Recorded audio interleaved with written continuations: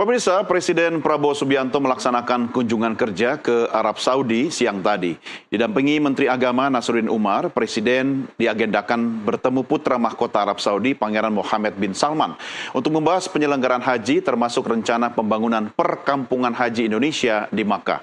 Kira-kira apa lagi akan dibahas oleh Presiden, mengingat mulai tahun depan penyelenggaraan haji bukan lagi tanggung jawab Kementerian Agama, melainkan di bawah Badan Penyelenggara atau BP Haji.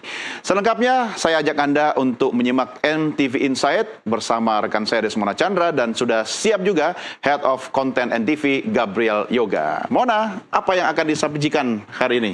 Ya, Doni, seperti kita lihat di sini judulnya adalah Ibadah Haji Indonesia, karena memang keberangkatan haji setiap tahun ini selalu menjadi sorotan. Indonesia adalah salah satu negara dengan jumlah jemaah haji terbesar. Apalagi tahun ini ada isu terkait dengan pengelolaan haji yang tidak begitu baik. Kemudian tadi juga sudah Anda sampaikan ya, kabarnya akan ada pembangunan kampung haji di Arab Saudi. Nah, ini penting diinformasikan kepada pemirsa. Siapa tahu di antara pemirsa ada yang sedang daftar tunggu untuk berangkat haji kan? Termasuk Anda kan? Amin. Ayo kita lihat tanyakan datanya langsung ke Yoga. Silakan Yoga, kita akan ngobrol apa nih? Hari ini Bapak Presiden berangkat ya kabarnya ya? Iya betul, Bapak Presiden Prabowo dan Menteri Agama sudah bertolak ke Arab Saudi ya. Jadi mereka mau membahas soal pembangunan kampung. Saat ini lagi di pesawat ya? Lagi di pesawat lah, masih di pesawat ya. Tapi setidaknya kita bisa tengok seperti apa penyelenggaraan ibadah haji tahun depan dari yang sudah terselenggara tahun ini. Mungkin Oke, karena kekhawatiran saat ini adalah terkait dengan kuota haji yang katanya ada wacana untuk didiskon, dikurangi setengahnya. Ya, Oke. Kuota haji saat ini kalau kita lihat kan jumlahnya masih di 221.000 ya. Artinya ini masih normal. Ya, ini kalau kita lihat memang Indonesia dapat kuota haji 221.000 ya. Ini dibandingkan tahun lalu, itu kita lihat itu turun tuh 241.000 itu di 2024. Ini karena ada itu kan penambahan ya, bonus 20.000 ya. Tapi kita juga perlu ada catatan di kuota haji kita di sini nih periode ini pandemi ya. Pandemi 2020 dan 2021 karena itu drop ya. Kita tidak ada ibadah haji ya. Jadi nol lah gitu karena ada pandemi COVID. Dan dengan asumsi kalau ada sekitar 200.000 berarti sudah ada utang tanda kutip itu ya. Artinya ada mundur ya. Mundur 400.000 orang plus yang di sini kan hanya 100.000 ya. Jadi tambah lagi dengan asumsi sama 221.000 jadi ada 500.000 yang harus diatur ulang gitu ya. 500 jemaah. Catatan penting lagi yang dari tahun ini juga karena ada haji furoda ini ya. Ini kan haji di luar spesial. Di luar kuota ya, haji spesial di luar kuota, undangan prerogatif pemerintah Arab Saudi yang tahun ini dibatalkan gitu ya. Jadi lebih dari 1.000 jemaah yang sudah membayar segala macam ya tidak jadi berangkat gitu. Dan kalau dilihat dari ongkosnya jelas jauh lebih tinggi daripada haji reguler atau haji plus. Wow, hampir mencapai 1 miliar ya yang paling itu premium. Kalau dilihat dari penyelenggaraan dan ada catatan dari pemerintah Arab Saudi, ada beberapa catatan terkait penyelenggaraan ibadah haji tahun ini gitu ya, terutama karena ada beberapa isu di sana ya, termasuk soal transportasi yang masih sengkarut juga, carut-marut transportasi, lalu ada soal penginapan juga yang tidak cocok dengan data jemaah haji gitu ya. Kemudian ada soal isu kesehatan. Jemaah haji Indonesia itu tahun ini yang meninggal itu sekitar ada 417 menurut data terakhir. 417 jemaah haji yang wafat di Tanah Suci. Dan ini jumlahnya turun dari tahun lalu 461, tapi pemerintah Arab Saudi memberikan catatan soal ini karena jumlahnya sudah sekitar 50% dari total jemaah haji internasional yang wafat di Tanah Suci. Jadi ini catatan khusus untuk Indonesia gitu ya, supaya lebih siap lagi jemaah haji yang sehat. Karena selama ini pemerintah Arab Saudi melabel kalau Indonesia kenapa mengirimkan jemaah yang ibaratnya kesehatannya tidak begitu baik ya. Padahal salah satu syaratnya itu adalah kesehatannya, punya riwayat kesehatan yang baik, kuat. Karena untuk melaksanakan, menunaikan ibadah haji itu sebenarnya juga tidak mudah kan. Betul. Banyak sekali ritual ataupun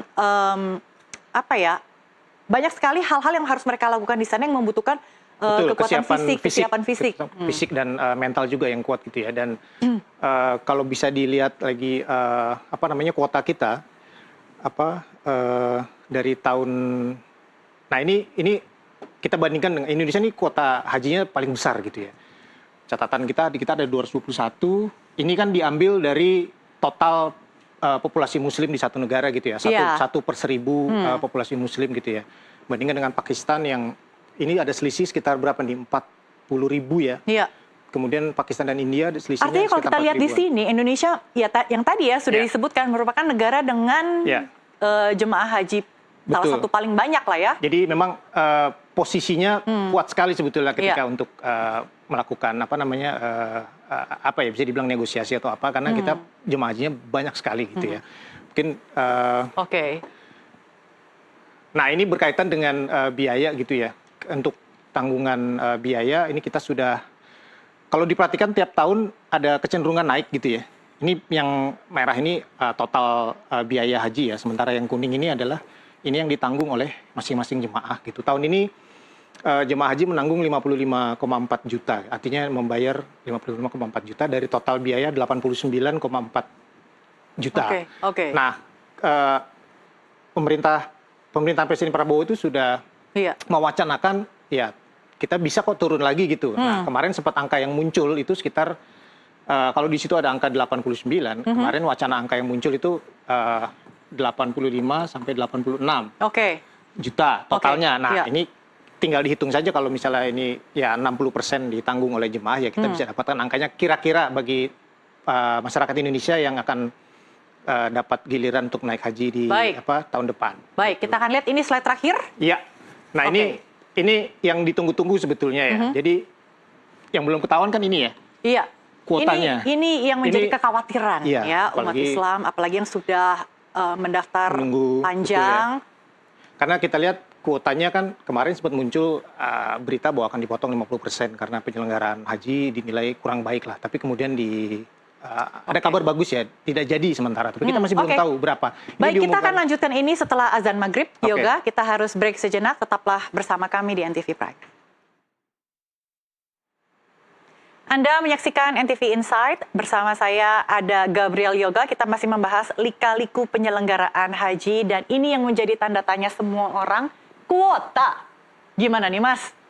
Ya, kuota ini masih ditunggu-tunggu ya. Jadi pemerintah Arab Saudi itu mengumumkan kuotanya nanti akan keluar tanggal 10 Juli gitu ya. 10 Juli, 10 Juli. Nah, akan ada kepastian ya, kira-kira masih 221.000 atau akan didiskon. Bisa jadi ditambah gitu ya. Siapa tahu mudah-mudahan dengan kedatangan Presiden Prabowo ke sana dan Menteri Agama, mudah-mudahan ada penambahan gitu ya. Karena sekarang kan pemulangannya masih berlangsung nih, proses pemulangan jemaah haji gelombang kedua. Nah, yang menjadi catatan adalah ketika tahun depan ini penyelenggara, ini adalah Badan Penyelenggara Haji ini untuk pertama kalinya ya, perdana nih untuk BP Haji gitu ya, untuk menyelenggarakan ibadah haji, karena sebelumnya biasanya Kementerian Agama yang menyelenggarakan. Kali ini dipisah, dibentuk satu badan khusus BP Haji supaya bisa lebih fokus mungkin ya, agar pengelolaannya ini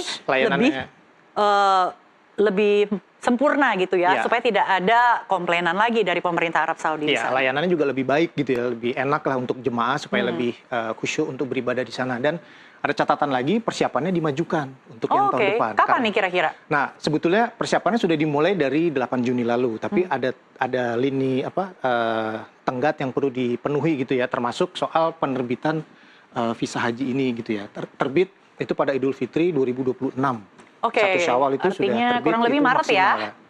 Kira-kira Maret lah ya. Maret. Nah, ini berhubungan juga dengan kesiapan para jemaah gitu ya. Kita tahu daftar tunggu haji ini kita ada 5,4 juta orang yang sudah mendaftar dan menunggu untuk diberangkatkan. Dan sekitar 621.000 itu adalah lansia. Datanya kira-kira gitu. Jadi ini catatan supaya lebih fokus lagi gitu, karena ini butuh perhatian khusus gitu para lansia ini di sana gitu.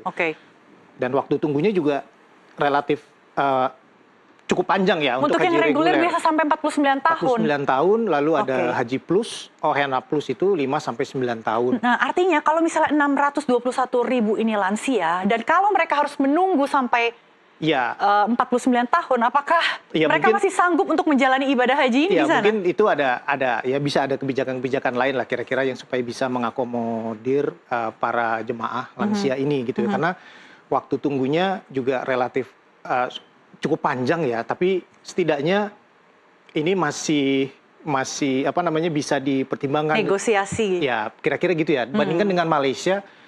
Malaysia tuh waktu tunggunya tuh 143 tahun ya. Gitu. Karena di Malaysia kuotanya kecil, sedikit maksud saya, tapi peminatnya banyak gitu. Kan muslimnya juga banyak di sana.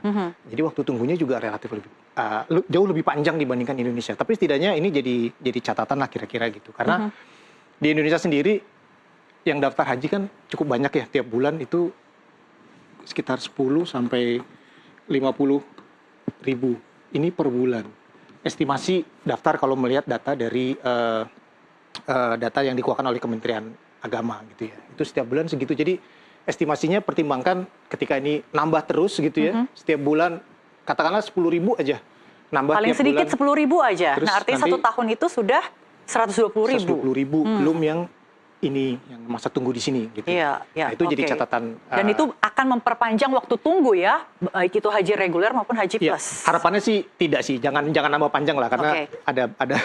ada apa namanya Harapannya negosiasi yang saat ini Iya, akan dilakukan betul. oleh Presiden dan Kementerian Agama ini Iya. bisa membuahkan hasil yang positif. dan jadi inisiatif yang sangat baik ketika ada ide untuk membangun kampung haji ya karena Oke. kita sudah puluhan tahun dari lebih dari 50 tahun tata kelola haji ditangani oleh pemerintah gitu ya. Harapannya ya dengan ada kampung haji ini kita jadi lebih fokus sih pemerintah Indonesianya juga.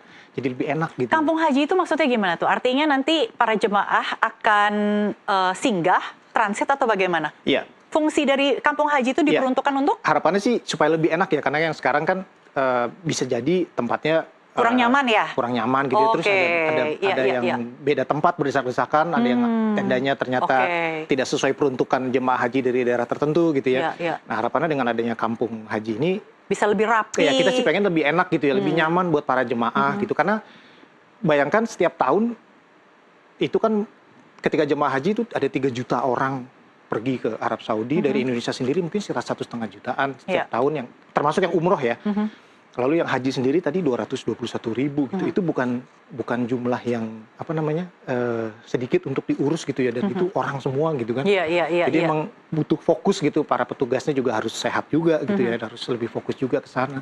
Jadi memang ini harapannya sih lebih baik ya 2026 dengan adanya BP Haji gitu Oke. ya. Jadi lebih enak lah. Ya, mudah-mudahan Presiden Prabowo bersama dengan Menteri Agama yang saat ini sedang OTW ke Arab Saudi bisa melaksanakan tugasnya sebaik-baik mungkin. Kita doakan ya, insya Allah bisa membawa kabar baik untuk kita semua. Kuota haji tidak akan diturunkan. Mudah-mudahan insya Allah bisa lebih nambah. Baik, sekian NTV Insight untuk hari ini. Saya kembalikan ke rekan saya, Doni. Terima kasih Mona dan juga Yoga atas insight-nya.